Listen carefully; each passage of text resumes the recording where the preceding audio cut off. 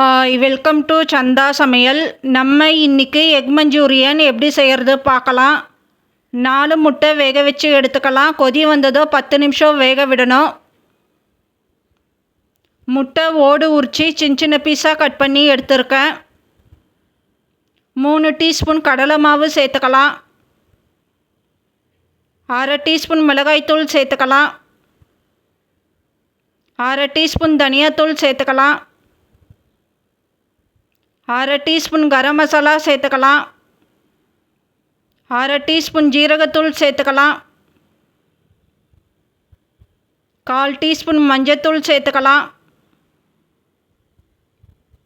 உப்பு தேவையான அளவு சேர்த்துக்கலாம்.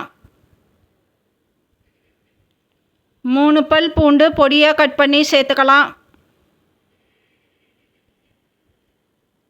முட்டை 1 உடைச்சி சேர்த்துக்கலாம். இப்போது ஸ்பூன் வச்சு மிக்ஸ் பண்ணி எடுத்துக்கலாம்.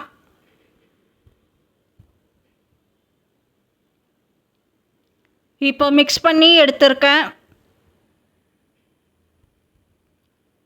எண்ணெய் சூடானதோ கையை லேசாக ஈரம் பண்ணிவிட்டு முட்டை உருண்டை பிடிச்சி சேர்த்துக்கலாம்.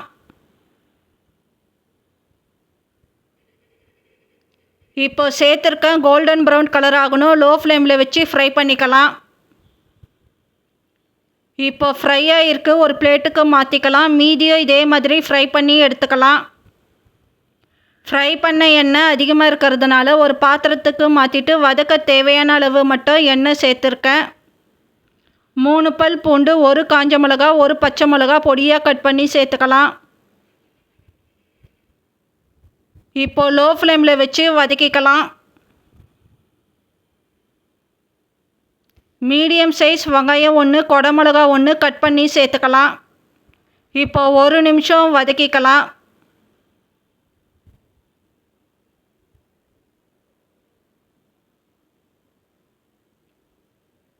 ஒரு டீஸ்பூன் ரெட் சில்லி சாஸ் சேர்த்துக்கலாம். 1 டீஸ்பூன் க்ரீன் சில்லி சாஸ் சேர்த்துக்கலாம். 1 டீஸ்பூன் டார்க் சோயா சாஸ் சேர்த்துக்கலாம்.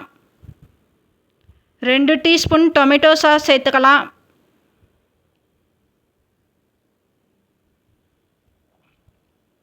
1/2 டீஸ்பூன் மிளகுத்தூள் சேர்த்துக்கலாம். உப்பு வதக்க தேவையான அளவு சேர்த்துக்கலாம். ஏற்கனவே வேறு சேர்த்துருக்கோம், பார்த்து சேர்த்துக்கோங்க. உப்பு சேர்த்துட்டு மிக்ஸ் பண்ணிக்கலாம். இப்போ ஃப்ரை பண்ண முட்டை சேர்த்துக்கலாம்.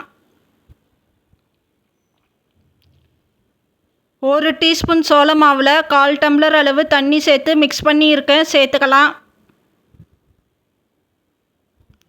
இப்போ நல்லா மிக்ஸ் பண்ணிக்கலாம். இந்த தண்ணி ட்ரை ஆகணும்.